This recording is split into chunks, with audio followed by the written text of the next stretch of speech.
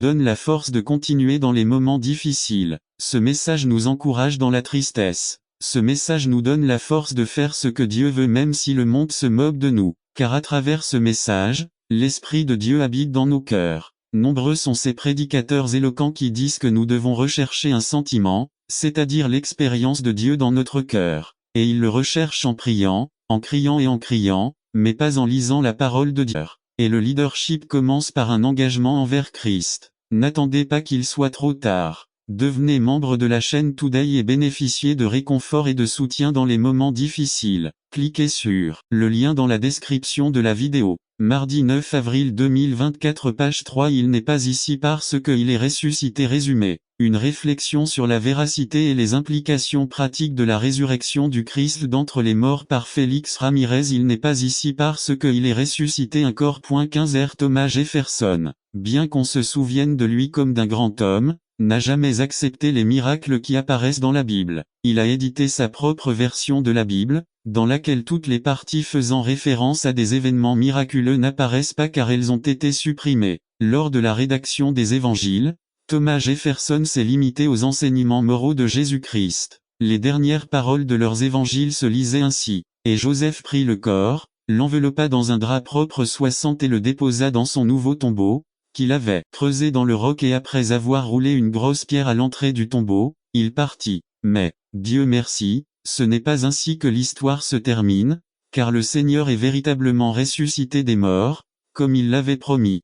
Ce matin, nous allons considérer ce grand fait qui est la raison de tout dans la vie chrétienne. La résurrection du Christ est un fait complètement vrai. 3 à 8 à la résurrection de notre Seigneur est le thème central de l'Évangile 1 à 2 1. Paul souligne que c'est dans cette grande doctrine fondamentale de l'Église cela a mis votre foi. C'est sur cette doctrine que repose tout l'espoir du croyant. Grâce à ce fait, nous sommes sauvés d'eux. Nous voyons donc ici que la résurrection est un élément central du message qui doit être prêché à tous, pour la foi et la repentance. Ce n'est pas une annexe après la mort du Seigneur. En d'autres termes, Paul dit que l'Évangile est incomplet s'il n'inclut pas la résurrection du Seigneur. Bien souvent, lorsque nous partageons Jésus-Christ, nous nous concentrons uniquement sur la mort et perdons de vue le fait que sa résurrection est un élément fondamental du message de l'Évangile. Mais il ne faut pas s'arrêter là, il faut souligner avec plus d'enthousiasme que Jésus n'est pas resté dans le tombeau. Et il faut croire cette vérité pour le salut si vous confessez de votre bouche que Jésus est Seigneur et croyez dans votre cœur que Dieu l'a ressuscité des morts, vous serez sauvés. 3. Au cours de cette semaine sainte, nous avons eu l'occasion de réfléchir sur les souffrances du Christ. Mais aujourd'hui,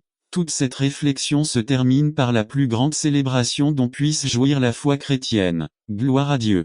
La mort et la résurrection de notre Seigneur font partie du plan éternel de Dieu. 3 à 4 1. La Bible enseigne que les événements de la mort et de la résurrection de Jésus ne se sont pas produits de manière inattendue. Dieu, depuis l'éternité, et conformément à son dessein éternel pour nous en Christ, comme le dit l'apôtre Pierre, l'agneau avait été immolé avant la fondation du monde. Dans sa prédication à la Pentecôte, l'apôtre dit quelque chose d'étonnant. Hommes d'Israël, écoutez ces paroles. Jésus de Nazaréen, un homme approuvé par Dieu parmi vous par les prodiges et les signes que Dieu a accomplis parmi vous par lui, comme vous. Vous savez 23 celui-ci, délivré par le conseil résolu et la prescience de Dieu, vous l'avez capturé et tué par les mains des méchants. N'attendez pas qu'il soit trop tard. Devenez membre de la chaîne Today et bénéficiez de réconfort et de soutien dans les moments difficiles. Cliquez sur le lien dans la description de la vidéo. Mardi 9 avril 2024 page 1 Le crucifiant 3.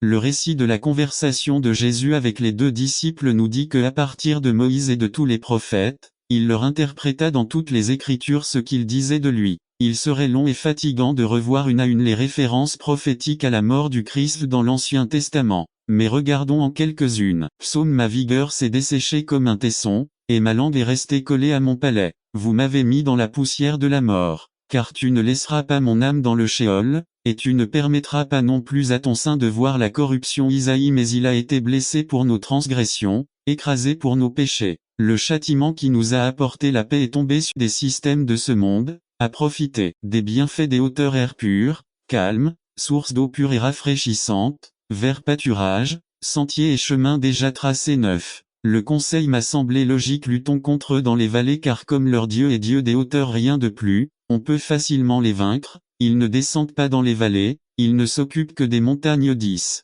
Les ennemis d'Israël considéraient ce qui suit. Dans les vallées, nous sommes plus forts. Ils disposaient de chars tirés par des chevaux capables d'écraser un grand nombre de fantassins, ce que les Israélites n'avaient pas. Les Israélites avaient la réputation d'être de meilleurs guerriers dans les collines mais inefficaces dans les vallées et les plateaux car ils n'utilisaient pas de chars 11. À la fin de l'année, comme l'avait dit le prophète, Ben-Hadad enrôla son peuple et se souleva contre Israël 12. Israël s'est préparé, ils étaient peu nombreux, à leur avis ils étaient 2 petits troupeaux de chèvres, tandis que les Araméens syriens remplissaient le pays. Cela pourrait provoquer découragement et peur 13. Mais encore une fois, la parole de Dieu est venue par l'intermédiaire d'un prophète serviteur avec des paroles d'encouragement. V. 28. Le Dieu des hauteurs, des montagnes, avait entendu il y a un an ce que les analystes militaires syriens disaient en secret et maintenant il l'avait révélé à son prophète et il l'avait à son tour communiqué au roi Achab 14. Les Araméens syriens ont dit que notre Dieu est le Dieu des montagnes mais pas des vallées mais ils ont totalement tort. Je suis le Dieu des montagnes mais je suis aussi le Dieu des vallées et je vais leur donner une autre victoire totale sur vos ennemis 15. Et vous, avez-vous déjà pensé la même chose que les Syriens? La vallée terre aride, sable, tempêtes effrayantes, solitude, désolation, chaleur, scorpion, monotonie, serpent, froid mordant, vent dans la maison de cette dame estimée. Une autre illustration de la rédemption d'une âme de Dieu est celle d'Anne Lewis. Lors de mon premier curé, j'ai eu le privilège de réunir cette adolescente. Elle est venue par curiosité pour voir qui avait ouvert l'ancienne église. L'église avait fermé ses portes pendant plusieurs mois avant que le Seigneur nous ordonne de les rouvrir et de commencer les services de culte. J'avais environ 3 semaines de service lorsqu'une belle jeune fille de 14 ans a assisté à nos services du dimanche matin. Elle a également été rachetée en venant plus tard au Seigneur Jésus pour le salut. Un autre jeune homme avec qui j'ai travaillé a été racheté, Kerry Blanco Jr. Après lui avoir donné le plan simple du salut,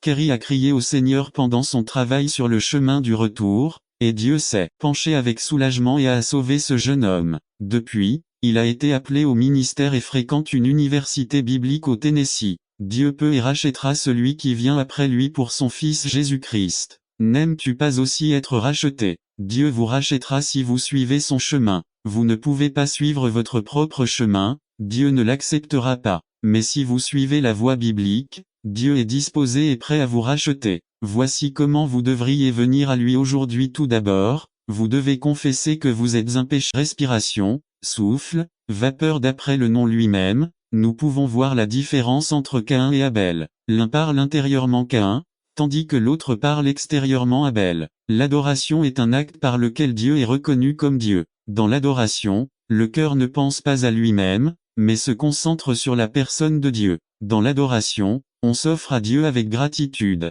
L'adoration parle de l'humiliation, de l'impuissance de l'homme devant ce qu'est Dieu, elle parle de s'abaisser devant Dieu et de l'élever pour ce qu'il est. Aujourd'hui, nous allons voir 2 aspects importants par rapport à l'adoration de Dieu avec le cœur. 1. Le culte est donné à son meilleur. Quand nous regardons l'expérience de Caïn et d'Abel, nous voyons qu'Abel a donné du premier-né de ses brebis et de la graisse de celle-ci. Abel a offert à Dieu le meilleur. Ceci est extrêmement important car les fidèles doivent reconnaître que tout ce qu'ils ont vient de Dieu et il est impératif que le meilleur lui soit donné. À de nombreuses occasions, nous nous contentons de donner à Dieu une offrande, que ce soit en argent, en service, en chant, etc.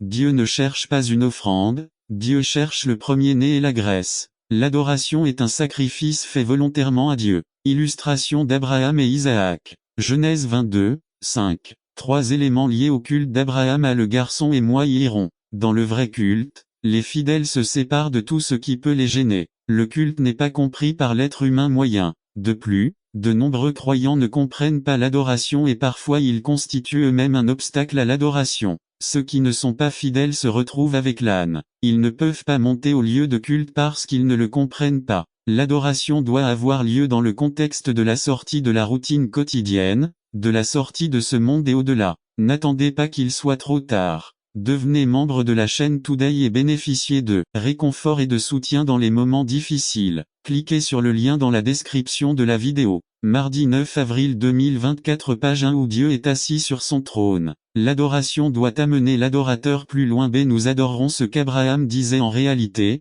c'est qu'il irait se sacrifier avec Isaac. L'adoration est un sacrifice à Dieu où la chose la plus précieuse lui est offerte. C'est là que se trouve le sacrifice, dans lequel on donne le plus de ce qu'on aime, le plus de ce qu'on garde, mais la récompense de Dieu sur l'offrande d'adoration qui est donnée est incomparable avec ce que nous offrons. Il a été dit que dans l'adoration, il n'y a pas de souffrance, mais qu'elle est donnée sans aucune douleur. Cette affirmation n'est pas vraie. Dans l'adoration, il y a de la douleur, il y a de la souffrance, l'adrénaline monte, le cœur bat plus vite, mais la clé de l'adoration est qu'elle est un acte de foi. Illustration d'Abraham lui-même, d'Anne avec Samuel, de la veuve avec Élie donnant tout ce qui lui reste. C'est nous reviendrons vers vous. L'expérience de l'adoration nous fait amener Dieu à ceux qui ne le connaissent pas. Beaucoup de gens ont appris que l'adoration éloigne les croyants de la réalité quotidienne qu'ils vivent, mais que l'adoration fait le contraire, elle rapproche Dieu de l'être humain. Le plus grand acte d'adoration était le sacrifice du Christ sur la croix et cela avait pour but de rapprocher l'homme de Dieu et non de l'éloigner.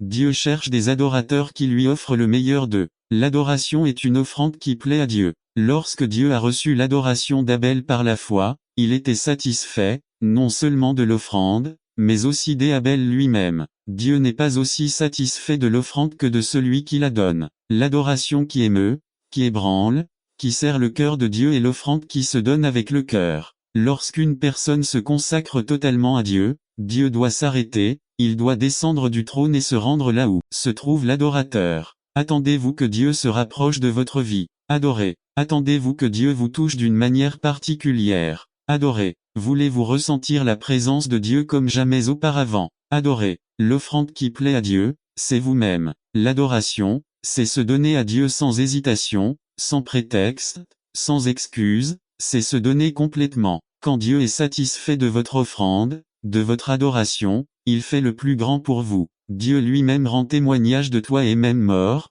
par la foi, ton témoignage parlera encore. Hébreux 11:4. N'attendez pas qu'il soit trop tard. Devenez membre de la chaîne Today et bénéficiez de réconfort et de soutien dans les moments difficiles. Cliquez sur le lien dans la description de la vidéo. Mardi 9 avril 2024 page 2. L'offrande qui a ébranlé le cœur de Dieu n'était pas la graisse brûlée d'Abel, c'était son cœur sacrifié et brûlé. L'adoration plaît à Dieu parce qu'elle montre l'obéissance de ceux qui l'adorent parce qu'ils ne cherchent pas les leurs, mais cherchent Dieu. Illustration de la veuve qui a de nom de Dieu. Son estime de soi est si faible qu'il considère que Dieu peut bénir d'autres que lui. Le cas de Mephibosheth devant le roi David en est un exemple clair. Il se considérait comme un chien mort. 2 Samedi 9:8. Comme Mephibosheth, le Seigneur veut que vous changiez de vêtements, que vous vous asseyez à sa table et que vous viviez comme le fils du roi. Puissiez-vous profiter de toutes les grandes et riches bénédictions qu'il a préparées pour vous. Conclusion. Considérez alors votre propre valeur.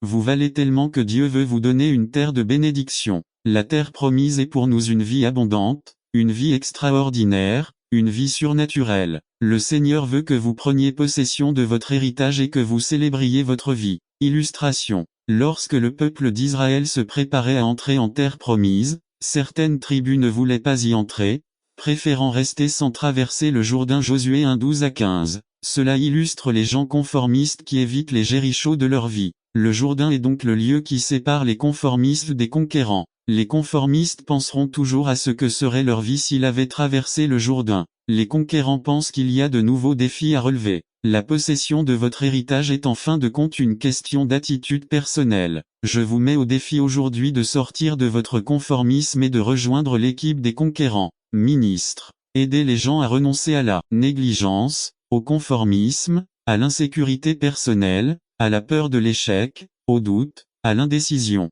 Puis reconnaître le désir de Dieu comme roi qui veut que nous nous asseyions à sa table, et acceptions notre place d'enfant. N'attendez pas qu'il soit trop tard. Devenez membre de la chaîne Today et bénéficiez de réconfort et de soutien dans les moments difficiles. Cliquez sur le lien dans la description de la vidéo. Mardi 9 avril 2024 page 2. Faire un champion, inspiration. Partie 1. Résumé. Il y a certaines choses que tous les champions olympiques ont en commun. Ils s'entraînent beaucoup, sacrifient beaucoup pour réussir et concourent toujours avec un prix en tête. Cependant, je suggérerais que les champions aient par Joshua Pinto créé un champion inspiration. Partie 1 Hébreux 12:1-3. C'est pourquoi, puisque nous sommes environnés d'une si grande nuée de témoins, rejetons aussi tout fardeau et tout péché qui nous assiège, et courons avec persévérance dans la course qui nous est ouverte, fixant nos yeux sur Jésus, l'auteur et le perfectionneur de notre foi, qui, pour la joie qui lui était proposée, a enduré la croix, méprisant l'ignominie, et s'est assis à la droite du trône de Dieu. 3. Considérez celui qui a souffert une telle contradiction des pécheurs contre lui-même,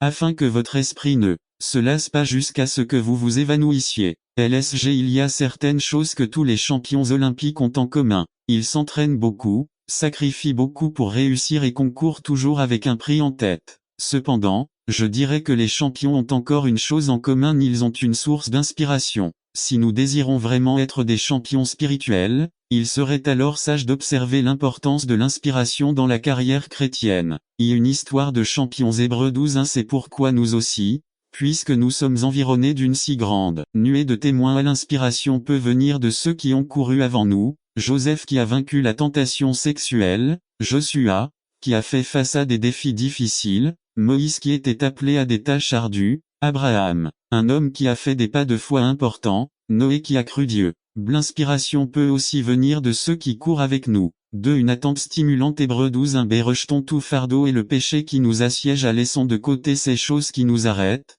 qui ne nous permettent. Presque tous les aspects de la signification de la mort du Christ sont anticipés. Regardons d'abord ce que Dieu nous enseigne à travers les pages de l'Ancien Testament. Il est sacrifice dans l'Ancien Testament. À certains disent que les sacrifices ont commencé dans Genèse 3:21. Si Dieu leur a fait des tuniques en peau, où a-t-il obtenu la peau d'eux? Les tuniques servaient à couvrir leur nudité, qu'ils reconnaissaient à cause du péché. B. Dans Genèse 4:4, nous voyons qu'Abel a amené des brebis devant le Seigneur comme une offrande agréable. C. Dans Genèse 8:20, nous voyons que Noé a construit un autel et sacrifié aux animaux. C'étaient des animaux propres. N'attendez pas qu'il soit trop tard. Devenez membre de la chaîne Today et bénéficiez de réconfort et de soutien dans les moments difficiles. Cliquez sur le lien dans la description de la vidéo. Mardi 9 avril 2024, page 1D. Nous avons le premier passage clé dans Genèse 22, 1-19. Quelques commentaires. À Jéhovah testé Abraham v. 1. Le sacrifice d'enfants était courant à cette époque, mais il ne venait pas de Dieu. B. Isaac était le fils unique d'Abraham v. 2. C'est la question d'Isaac et la réponse d'Abraham v. 7-8-2. Ce sacrifice était un avant-goût du grand sacrifice de Jésus-Christ à le fils unique Isaac. Le fils unique Jean 3:16. B. Le lieu pays de Morija, dont je vous parlerai des montagnes v2. C'était l'endroit où, plus tard, Salomon construisit le temple. 2 Cron 3:1. C'était près de l'endroit où, plus tard, le Christ mourait sur la montagne du Calvaire. C'est les événements. Un agneau est mort à la place d'Isaac. D. Le nom du lieu. Jéhovah pourvoira, sur la montagne de Jéhovah il sera pourvu. V. 7-8. 14. Nous avons dans Exode 12:1-28 le deuxième passage clé. 1. Quelques commentaires à le contexte du passage. B. Le sens de la célébration de la Pâque, libération de l'esclavage en mémoire. V. 14:2. Ce sacrifice était une avant-première du grand sacrifice de Jésus-Christ. A. Le sacrifice d'un agneau à la place du fils premier-né. B. L'application du sang. Le sang est important. Lév 17h11. C'est la provision de salut de Dieu. Jéhovah passera par la porte. Le sens de ceci. 2:32. 11 Volt 23. Ne laisse pas entrer la mort. F. Le reste de l'Ancien Testament, plein de sacrifices. 1. Dans le tabernacle et temple. 2. Il ne pouvait pas enlever le péché, mais seulement le couvrir jusqu'à n'attendez pas qu'il soit trop tard. Devenez membre de la chaîne Today et bénéficiez de réconfort et de soutien dans les moments difficiles. Clic du croyant qui a besoin d'être renforcé. Parfois, ils sont la conséquence d'un appétit incontrôlé de la chair ou de passions qui n'ont pas été combattues à la lumière de l'esprit. Nous devons chacun nous examiner par rapport à tout cela. 1 Corinthiens 10:13. Aucune tentation ne vous a frappé, si ce n'est celle qui est commune à l'homme, mais Dieu est fidèle, il ne permettra pas que vous soyez tentés au-delà de ce que vous pouvez, mais il vous fournira aussi une issue à la tentation, afin que vous pourrez peut-être le supporter. Test examen visant à démontrer certaines qualités ou compétences. Celui qui sert à n'attendez pas qu'il soit trop tard. Devenez membre de la chaîne Today et bénéficiez de réconfort et de soutien dans les moments difficiles. Cliquez sur le lien dans la description de la vidéo. Mardi 9 avril 2024, page 2 témoigne de la véracité d'un fait.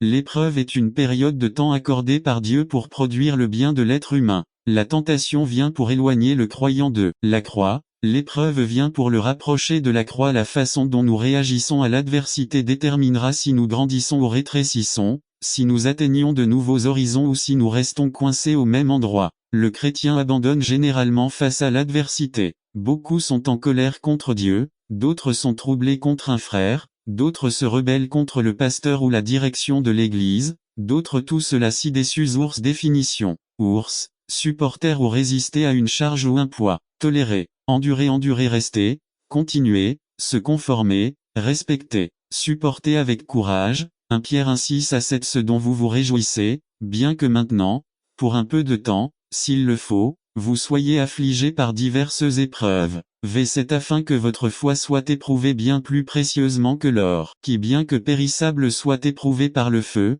soyez trouvés dans la louange, la gloire et l'honneur lorsque Jésus-Christ sera révélé. Anecdote. Argent raffiné. Il y avait un groupe de dames chrétiennes qui se réunissaient chaque semaine pour étudier la Bible. Ils étudiaient le livre de Malachie 3:3 où il est dit, « Et il s'assiera pour affiner et purifier l'argent car il purifiera les fils de Lévi, il les affinera comme l'or et comme l'argent. Ce verset leur a causé de l'anxiété quant au processus de raffinage de l'or et de l'argent. L'un d'eux a proposé de se renseigner sur le processus et d'en rendre compte la semaine prochaine. Cette dame a appelé un orfèvre et a pris rendez-vous pour le voir travailler. Il n'a pas mentionné la raison de son intérêt. Elle regardait travailler l'orfèvre. Il tenait une pièce d'argent au-dessus du feu, lui permettant de chauffer. Il a expliqué que lors du processus d'affinage de l'argent, il fallait le maintenir au centre même du feu, là où les flammes sont les plus chaudes, pour mieux brûler toutes les impuretés. La femme se souvint du verset, et il s'assiera pour affiner et nettoyer l'argent. Elle demanda à l'orfèvre s'il était vrai qu'il devait s'asseoir et regarder l'argent pendant qu'il le chauffait et n'attendait pas qu'il soit trop tard. Devenez membre de la chaîne Today et bénéficiez de réconfort et de soutien dans les moments difficiles. Cliquez sur le lien dans la description de la vidéo.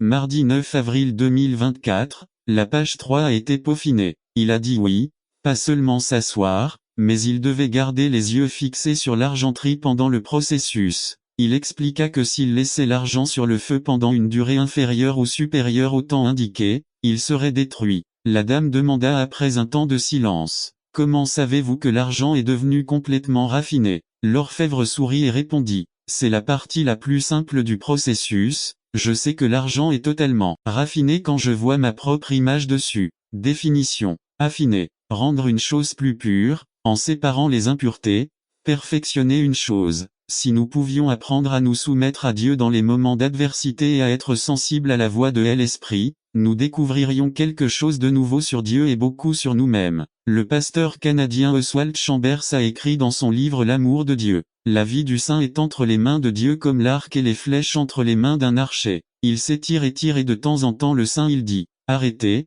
je ne peux plus résister », mais Dieu n'y prête pas attention. Il continue de s'étirer jusqu'à ce que son objectif soit en vue, puis il lâche la flèche dans les airs. Philippiens 1:6 Ayant l'assurance que celui qui a commencé en vous une bonne œuvre la mènera à son terme jusqu'au jour de Jésus-Christ. Au milieu de l'adversité, vous verrez quatre caractéristiques de Dieu se manifester. 1. Objectif 2. Pouvoir 3. Perspective 4. Promesse 1. Objectif Dieu a un objectif pour votre vie. Même dans l'adversité, rien ne vous arrivera sans son approbation. 2 Thessaloniciens 1:11 C'est pourquoi nous prions toujours pour vous, afin que notre Dieu vous estime digne de son appel et qu'il accomplisse tout dessein de bonté et toute œuvre de foi par sa puissance de pouvoir. Dieu a le pouvoir d'intervenir au bon moment. Psaume 35 dit Tous mes os diront, Jéhovah, qui est comme toi, qui délivre les affligés de celui qui est plus fort que lui. 3. Dieu a la bonne perspective au milieu de notre venue parce qu'ils avaient confiance en Dieu. Dieu a donné confiance à beaucoup de gens, mais pas en les rendant grands ou en leur disant qu'ils étaient impressionnants, mais plutôt en leur rappelant qu'il est Dieu et qu'il était avec eux. Dieu offre la même promesse aujourd'hui. C'est vrai que nous sommes inadéquats, insuffisants et avec de nombreux défauts, mais quand Dieu vit en nous, nous pouvons avoir confiance. Dieu veut que nous soyons un peuple confiant, non pas en nous-mêmes, mais confiant en celui qui est en nous. N'attendez pas qu'il soit trop tard. Devenez membre de la chaîne Today et bénéficiez de réconfort et de soutien dans les moments difficiles. Cliquez sur le lien dans la description de la vidéo. Mardi 9 avril 2024. Page 3 Faire un champion, discipline. Partie 2 Résumé. On pense souvent que le mot discipline est un mot laid, un mot indésirable, mais lorsque nous regardons la discipline avec une perspective correcte, cela devient une très belle chose. Si nous envisageons sérieusement d'être des champions pour Christ par Joshua Pinto Faire une discipline de champion. Jésus-Christ.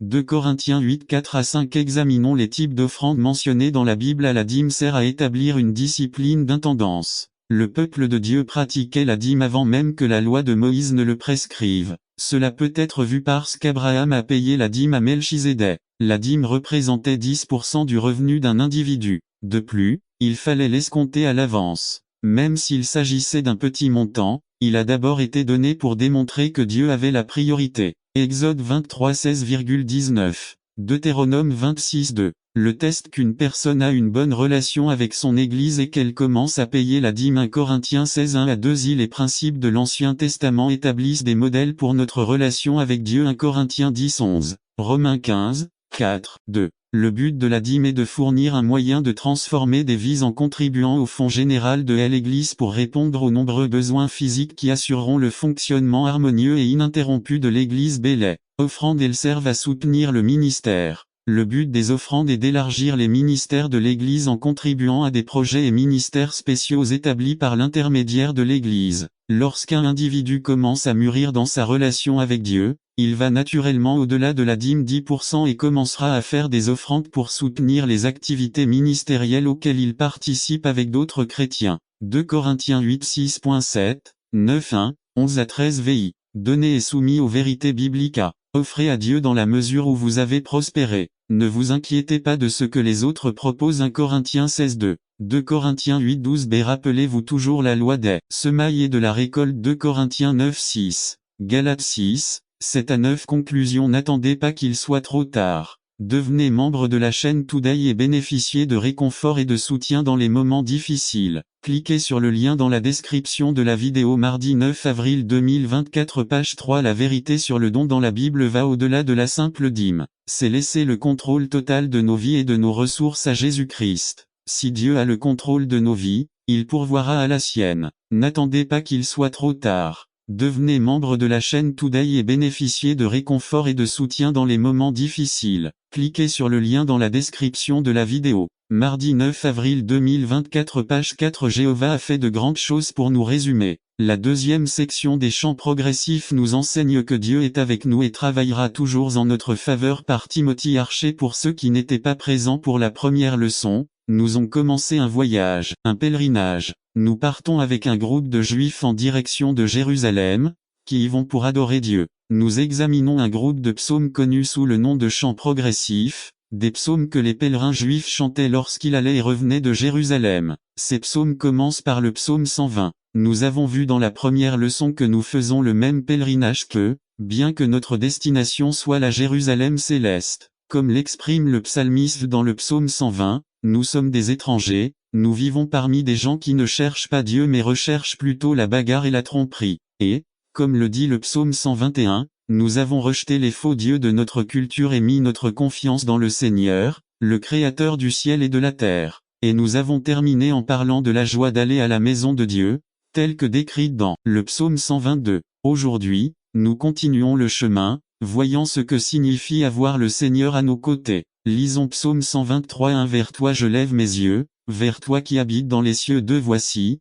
comme les yeux des serviteurs regardent la main de leur maître, et comme les yeux d'une servante sur la main de sa maîtresse, ainsi nos yeux regardent vers l'Éternel notre Dieu, jusqu'à ce qu'il ait pitié de nous. 3. Aie pitié de nous, Seigneur, aie pitié de nous, car nous sommes bien fatigués du mépris. 4. Notre âme est fatiguée du mépris de ceux qui sont à l'aise et du mépris des orgueilleux. Nous attendons le Seigneur. Ce psaume nous donne un message de calme, de paix. Le psalmiste a souffert, il est fatigué, mais il continue à s'attendre au Seigneur. Prenons l'exemple du serviteur, le serviteur qui est là pour exécuter tous les ordres de son maître et qui dépend aussi du maître pour chaque besoin. Il est attentif, attendant un mot de son maître. Le psalmiste ne passe pas la journée à regarder ceux qui l'affligent. Il ne réfléchit pas à la façon de se venger ou de détester l'autre. Son œil est tourné vers le Seigneur. C'est exact. Il sait ce que le Seigneur a fait dans le passé. Lisons psaume 124 1. Si l'Éternel n'avait pas été pour nous,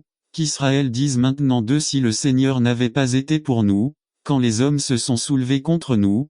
3. Alors ils nous auraient engloutis vivants, quand leur colère s'est enflammée contre nous. 4. Alors les eaux nous auraient submergés, le torrent aurait passé sur notre âme. 5. Alors les eaux puissantes auraient passé sur notre âme. Si béni soit Jéhovah, qui ne nous a pas livrés en proie à leurs dents. Notre âme s'est échappée comme un oiseau du piège des chasseurs. Le nœud coulant a été rompu et nous nous sommes enfuis. 8. Notre aide est au nom du Seigneur, qui a fait le ciel et la terre. Celui qui chante ce psaume attend le Seigneur parce que le Seigneur l'a protégé dans le passé. S'il n'y avait pas eu le Seigneur, il ne dit pas quelle chance qu'il ne nous ait pas vaincus ou nous avons remporté une grande victoire. Il est dit, c'était le Seigneur. Béni soit Jéhovah. Ils peuvent nous attaquer, ils peuvent nous frapper, mais le Seigneur nous donnera la victoire. Si celui qui a écrit ce psaume est le même qui a écrit le précédent, alors comprenez que, dans les moments les plus laids, il faut regarder vers le Seigneur parce que le Seigneur répondra. Cette même confiance se retrouve dans le psaume suivant, 125.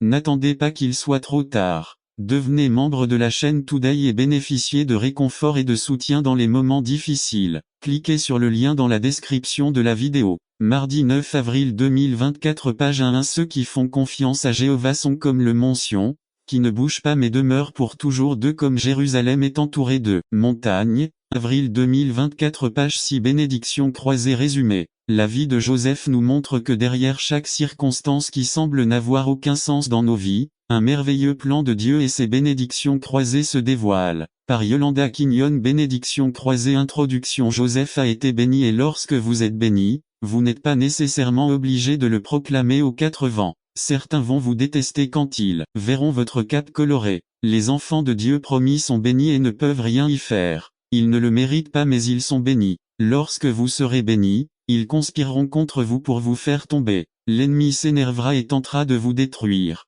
Une autre vérité doit être comprise. Il y aura toujours une part de pression, d'épreuve, d'humiliation, d'échec et de résignation lorsque vous êtes bénis. C'est précisément le chemin vers la gloire. Et Joseph a été pris avant, il était entouré de gloire et de bénédiction dans sa maison et maintenant il était porté, traîné, poussé. Genèse 39:1. Avez-vous déjà vu vos rêves, vos visions et votre appel apparemment écrasé jusqu'à ce qu'il semble qu'il ne reste plus rien? Dans Genèse 37:20, ses frères déclarent, voyons où sont ses rêves. Cependant, nous ne pouvons pas perdre de vue ceci. Ils l'ont vendu parce qu'il était béni, ils l'ont rejeté parce qu'il était béni. Joseph n'a pas seulement été emmené en Égypte, mais il a été mis à l'épreuve pendant de nombreuses années. Dieu ferme les portes. Dieu ferme les portes. Est-ce que vous le remerciez quand il le fait? Avez-vous compris qu'en faisant cela, il vous pousse vers sa volonté parfaite? Dieu qui voit l'avenir savait que la famine arriverait dans quelques années et que le sage qui conseillerait Pharaon était Joseph.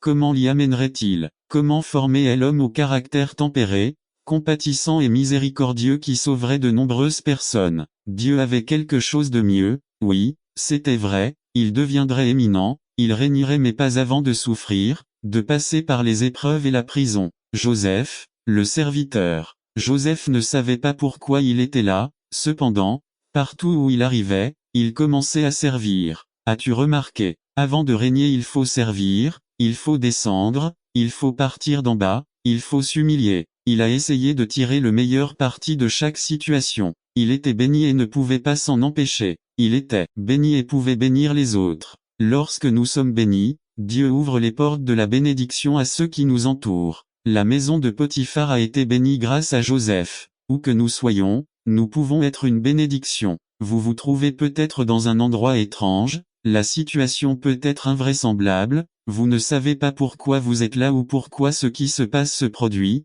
mais là et maintenant, vous pouvez être une bénédiction. Ce n'était pas dans mes visions. Vous ne m'avez pas montré cela dans mes rêves. Vous ne m'avez pas appris la vitupération. Vous ne m'avez pas montré le test. Tu ne m'as pas appris la solitude. Vous ne m'avez pas appris l'incompréhension. Tu ne m'as pas appris la douleur. Dieu laisse toujours quelque chose de côté dans vos rêves, il lui réserve des détails. Dans Proverbe 15:1, nous lisons, une réponse douce détourne la colère. 3. Patience. La patience est étroitement liée à ce qui précède. Parfois, nous confondons patience et tolérance totale, un peu comme l'enseignement des stoïciens, un groupe de philosophes grecs. Son enseignement de base était que le chemin du bonheur consistait à être indifférent à la douleur ou au plaisir. Et dans un certain sens, être patient nécessite une telle attitude, une attitude ferme et calme face à une provocation prolongée. Un jour, un tableau a attiré mon attention dans lequel un chien chihuahua aboyait énergiquement, mais inutilement,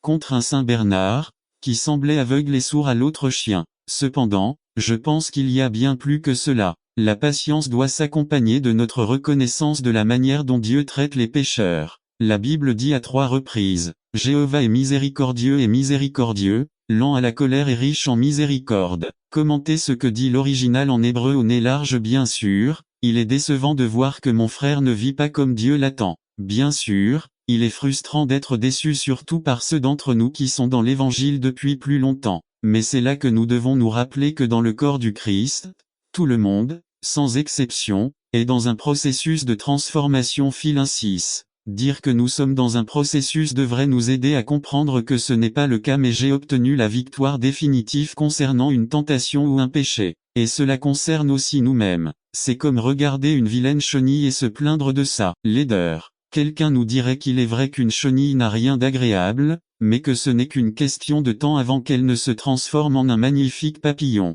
Nous devons donc être patients avec tout le monde, sachant que Dieu fait également preuve de patience avec nous. 4. Soutenir les autres dans l'amour, c'est-à-dire excuser les fautes, les excès, les limites des autres. Il ne s'agit pas simplement d'afficher une façade de courtoisie même si intérieurement nous bouillons de colère, mais d'amour, sincèrement. Nous devons faire preuve d'un amour insistant, disons têtu, envers ceux qui nous irritent, nous ennuient ou nous embarrassent. Réfléchissez aux mots endurer, souffrir, résister, dissimuler, etc.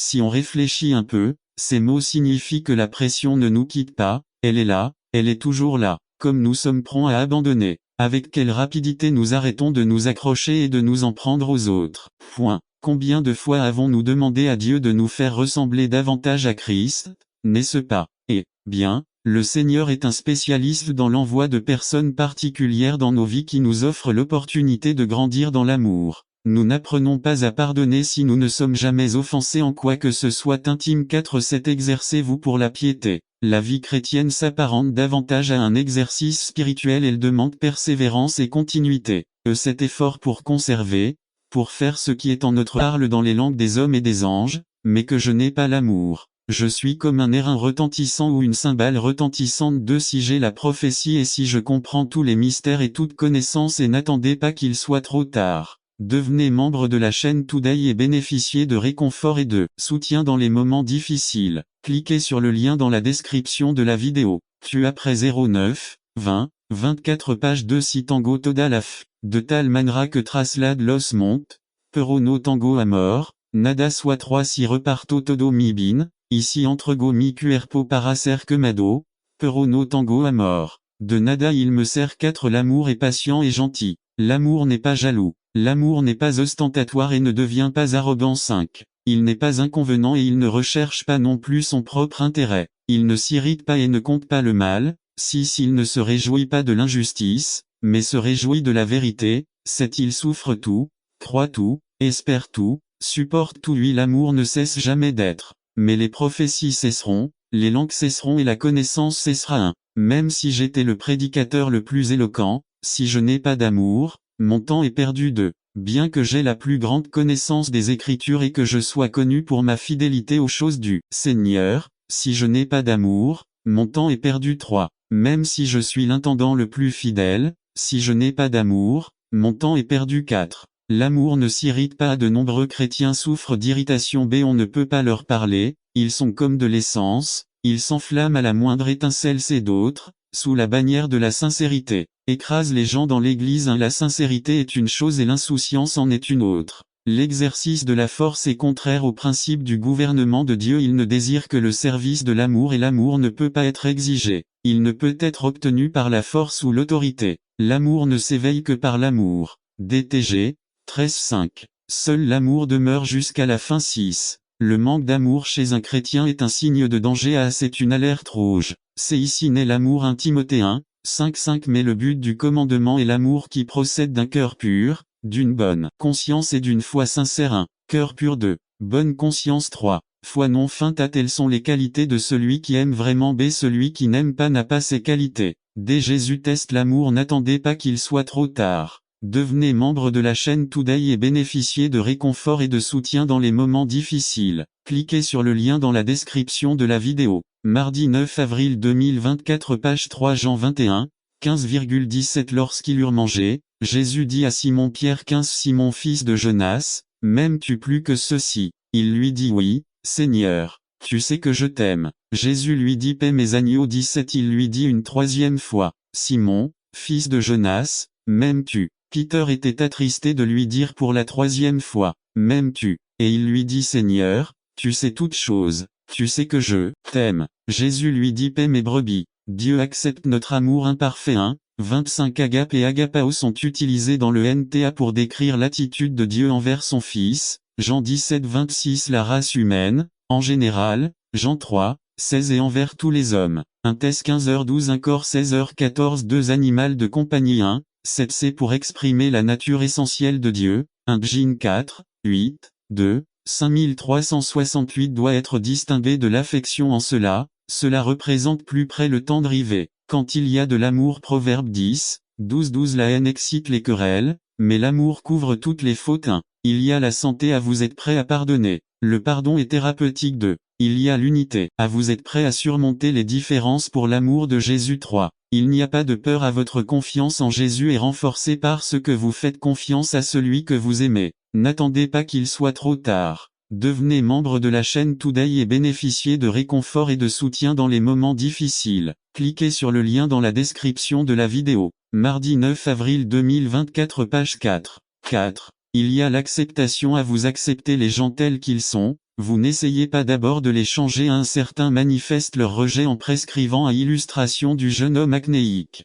Conclusion à illustration du diable, de l'Église et du chrétien 1. Le diable se moque de l'Église à l'Église présente son meilleur chrétien 1 croit en Jésus 2 va à l'Église 3 connaître la Bible 4 observer le sabbat B le diable l'égal en tout point. C le chrétien semble vaincu mais se souvient de la chose la plus importante, l'amour. Si Satan pouvait aimer, il cesserait d'être méchant Sainte Thérèse de Jésus 2. Aimons comme Jésus a aimé, avec un amour véritable 3. Que tous ceux qui nous approchent se sentent aimés, non seulement de nous, mais de Dieu. N'attendez pas qu'il soit trop tard. Devenez membre de la chaîne Today et bénéficiez de réconfort et de soutien dans les moments difficiles. Cliquez sur le lien dans la description de la vidéo. Mardi 9 avril 2024 page 5 Seule la puissance de Dieu résumé. À un monsieur qui regardait la lutte sur sa télévision a vu un panneau dans le public qui disait JN 3-7-1.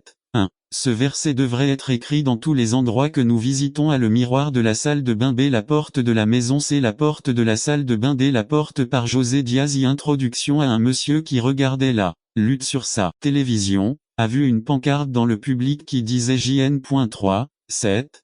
Ce verset devrait être écrit dans tous les lieux que nous visitons à le miroir de la salle de bain B la porte de la maison C la porte de la salle de bain D la porte du marché 2. Il faut l'enregistrer chaque jour de notre vie car il y a quelque chose de très spécial à naître de nouveau. Jean 1-12,13-12 Mais à tous ceux qui l'ont reçu, à ceux qui ont cru en son nom, il a donné le droit de devenir enfants de Dieu, 13 qui ne sont nés ni du sang, ni de la volonté de la chair, ni de la volonté de l'homme, mais de Dieu. Le mot pouvoir vient du grec dans l'Apocalypse et ses représentations sont celles que nous analyserons ce jour. Dans l'Apocalypse, on nous parle de Jésus qui est la représentation de la volonté de Dieu lui-même. Chapitre 1 et 10 à 14 Que fait Jésus de nos souffrances? Jean avait été l'apôtre de Jésus pendant de nombreuses années et avait maintenant été emmené comme missionnaire sur l'île de Patmos où, après sa mort, l'empereur Alexis Comneno y construisit un monastère en l'honneur de Jean le Révélateur. En septembre 1995, on a célébré l'anniversaire des 1900 ans depuis la date de rédaction du livre de l'Apocalypse.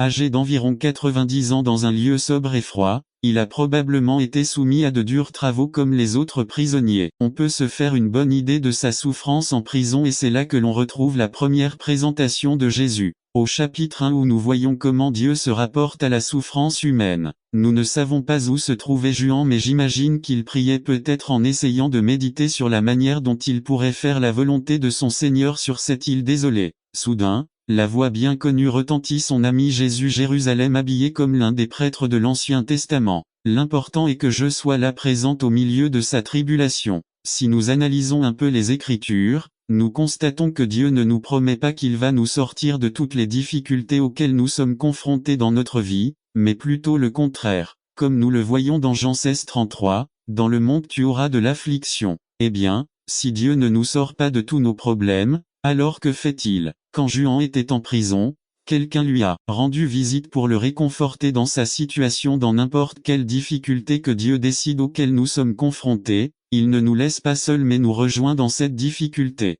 Dans l'Apocalypse, on nous parle beaucoup des puissances mondiales et le plus important n'est pas de se concentrer sur les puissances mondiales, mais ce qui est important ici c'est que nous réalisons que ces puissances sont celles qui pourraient être contre les saints, les enfants de Dieu. 13:7,15 et dans Apocalypse 17:6 ivres du sang des saints. N'attendez pas qu'il soit trop tard. Devenez membre de la chaîne Today et bénéficiez de réconfort et de soutien dans les moments difficiles. Cliquez sur le lien dans la description de la vidéo. Mardi 9 avril 2024 page 2. Mais quel réconfort de savoir que même si nous sommes au milieu des souffrances les plus terribles, Jésus est prêt à nos côtés. Nous verrons Jean en prison. Nous le verrons dans le psaume de David 23:4. Même s'il marche dans des vallées d'ombre ou de jeu, lui-même l'a promis dans Matthieu 28:20. Voici, je suis avec vous toujours jusqu'à la fin du monde. Il y a 2000 ans, Jésus était ici avec nous pour expérimenter nos souffrances. Que fait Jésus à propos de nos péchés? Apocalypse 5:5-6, l'accent est mis ici sur l'agneau qui est fondamentalement le point. Plusieurs questions que Paul pose qui nous aideront à comprendre ce problème d'être attachés ensemble. 1:6-14 Quelle compagnie la justice a-t-elle avec l'injustice?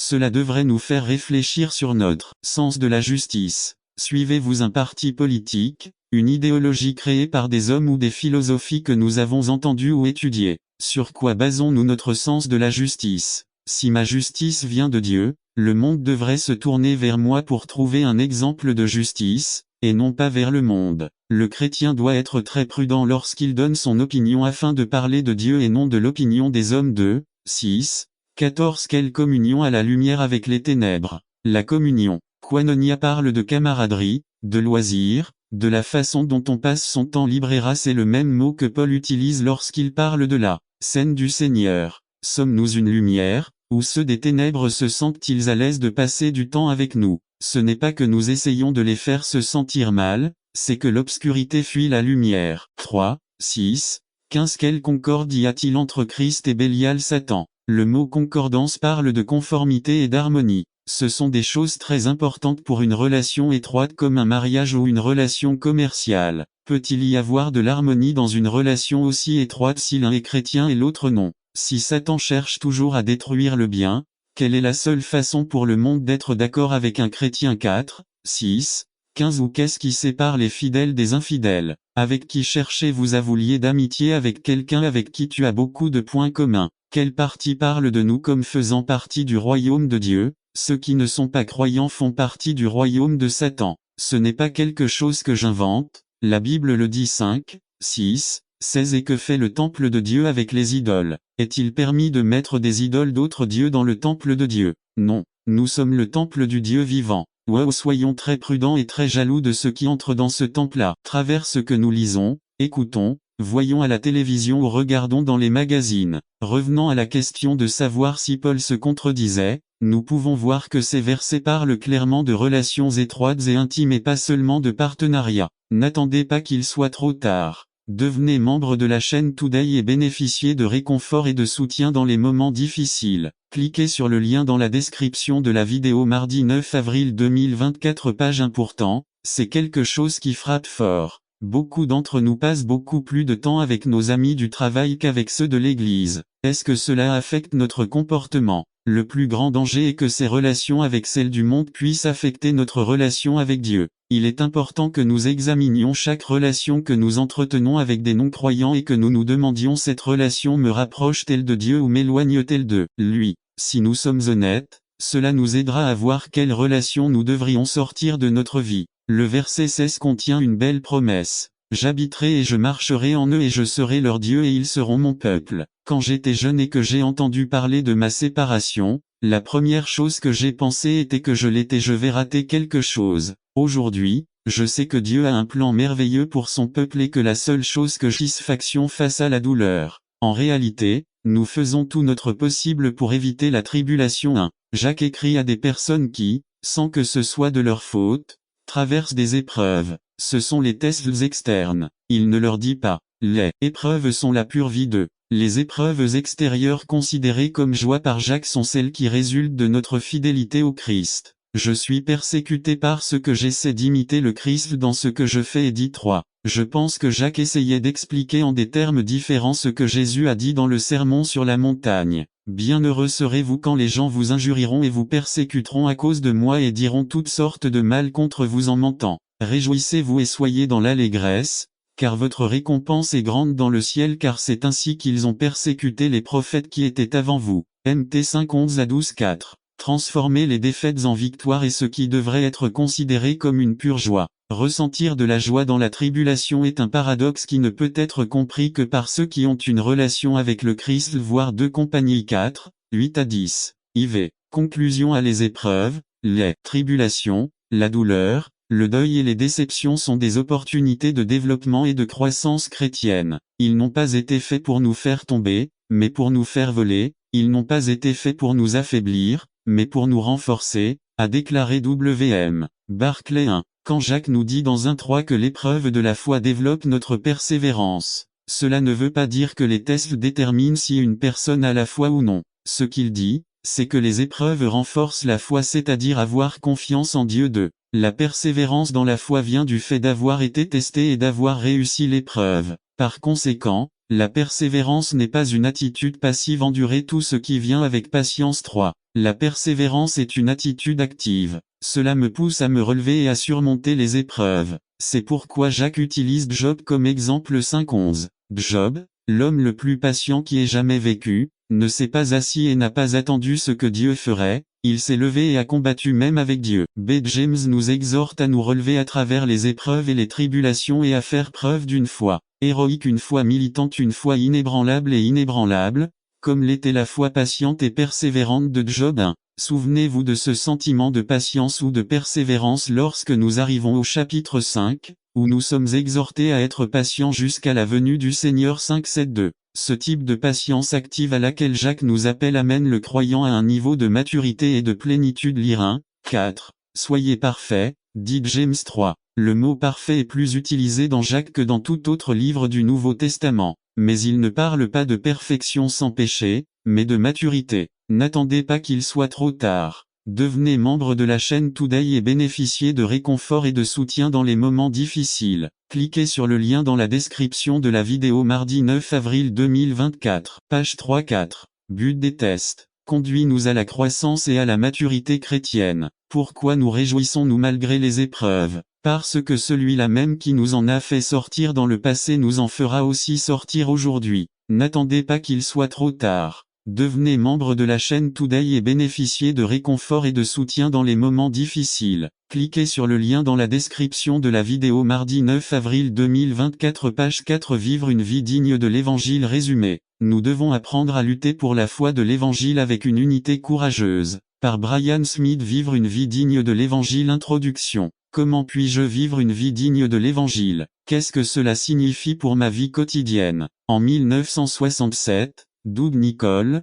directeur international d'Action International Ministry, se trouvait dans un sanatorium en Inde. À cette époque, il était missionnaire au sein de la mission Opération Mobilisation et a été infecté par la tuberculose. Il a passé plusieurs mois dans un sanatorium. Récemment arrivé au sanatorium, il a essayé de distribuer des brochures et des exemplaires de l'Évangile selon Saint Jean, mais personne ne les a reçus. Il ne l'aimait pas et pensait qu'il n'était qu'un gringo riche et vaniteux. Pendant un moment, il se réveillait à 2 heures du matin en toussant et remarquait un homme âgé qui essayait de sortir de son lit. Le pauvre homme ne pouvait pas se lever et se mit à pleurer. Abandonnant, le vieil homme se recoucha. Le matin, l'odeur du sanatorium était horrible et tout le monde se fâchait contre le petit vieux pour ne pas avoir tenu pendant la nuit. L'infirmière qui devait le nettoyer a quand même frappé l'homme. La nuit suivante, la même chose s'est produite. Doug s'est réveillé en toussant à cause de sa propre maladie. Il était très délicat et faible. À ce moment-là, il aperçut le vieil homme qui essayait à nouveau de sortir de son lit. Comme cela s'était déjà produit auparavant, le vieil homme ne put s'arrêter et se mit à pleurer.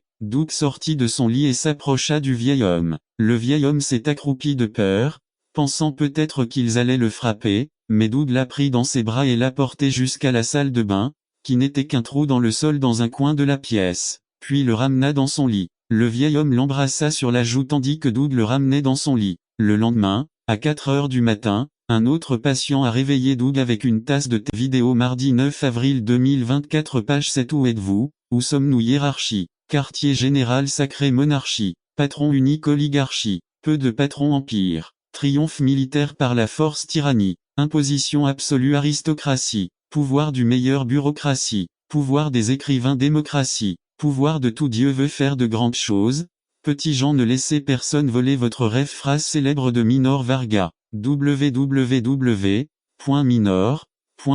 N'attendez pas qu'il soit trop tard. Devenez membre de la chaîne Today et bénéficiez de réconfort et de soutien dans les moments difficiles. Cliquez sur le lien dans la description de la vidéo. Mardi 9 avril 2024 qui ne nécessitait aucun type de test psychologique, mais la foi. Lisons le passage de Matthieu 14 13 à 21. Le défi que Jésus nous présente est totalement différent. C'est un défi qui requiert des gens ordinaires pour un travail extraordinaire, et des personnes imparfaites pour accomplir le dessein de Dieu. C'est là que réside la puissance du défi que Jésus lance à notre Église. C'est dans ce contexte que se déroule le texte. Jésus vient de recevoir une mauvaise nouvelle concernant son cousin Jean-Baptiste qui a été décapité. C'était une période difficile pour le Seigneur et il avait besoin de temps pour faire son deuil, de temps pour clarifier beaucoup de choses qui étaient sûrement dans son esprit et dans son cœur. Jésus avait besoin de temps pour être seul avec le Père. La foule entendit parler de ce qui était arrivé à Jean, mais ne montra aucune sympathie envers Jésus. L'affaire de Juan n'avait pas d'importance.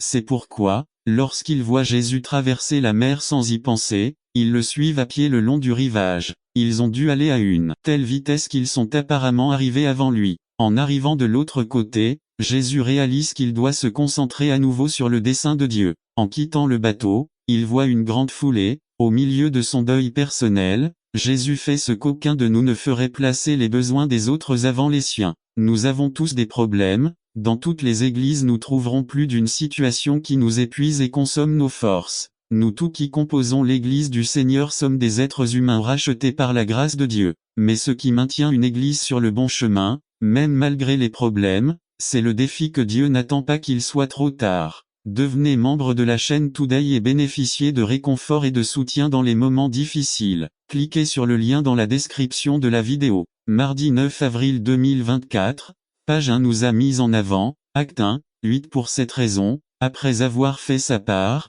Jésus se tourne vers les disciples et les met au défi de faire la leur. V 15 à 16. Cela nous rappelle la dynamique de la vie de l'Église. Quand les membres voient que les gens commencent à arriver, ils s'excitent, ils viennent devant, là ils pleurent, ils promettent et pendant quelques dimanches ils sont les premiers à arriver tôt. Pendant le service ils ne vont même pas aux salles de bain. Mais quand ils voient que le pasteur a accepté un défi de Dieu pour l'Église, la question change et la panique s'empare même des plus enthousiastes et ils disent, « Pasteur, comment allons-nous faire? Il n'y a pas de budget, je dois le loyer du temple, les dîmes ont considérablement baissé. » Et à partir de là le défi qui était censé nous pousser devient une préoccupation qui nous arrête. Ici, nous voyons que les disciples ont commencé à s'inquiéter. Lorsqu'ils ont vu que Jésus ne renvoyait pas les gens, qu'il était trop tard, qu'il n'y avait même pas de McDonald's. Alors, ils s'approchent de Jésus et lui suggèrent de renvoyer les gens. Mais Jésus ne les écoute pas mais les interpelle avec ces paroles. « Vous n'avez pas besoin de partir.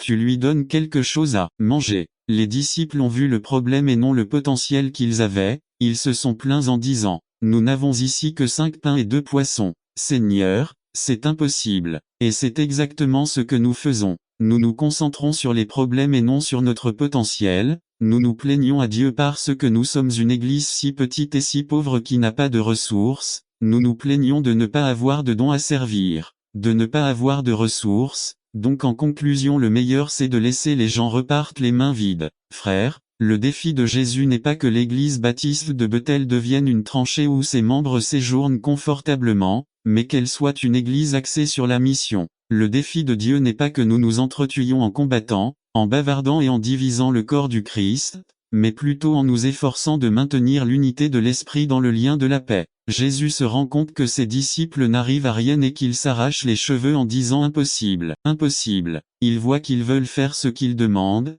mais le doute et la peur prédominent. Il voit le besoin du peuple et décide d'intervenir. Il rassemble les pains et les poissons et se prépare à les utiliser. Mes frères, Dieu peut utiliser et utilisera les quelques ou les nombreuses ressources dont nous disposons pour faire des miracles. Jésus a donné aux gens l'opportunité de « J'ai obéi au Seigneur ». Saul a insisté. J'ai rempli la mission qu'il m'a confiée. J'ai fait prisonnier Aga, roi d'Amalek, mais j'ai détruit les Amalécites 21 et du butin. Les soldats prirent des moutons et des bœufs pour les offrir à Gilgal à l'Éternel, ton Dieu. 1 Samuel 15, 20, 21. N'attendez pas qu'il soit trop tard. Devenez membre de la chaîne Today et bénéficiez de réconfort et de soutien dans les moments difficiles. Cliquez sur le lien dans la description de la vidéo. Mardi 9 avril 2024, page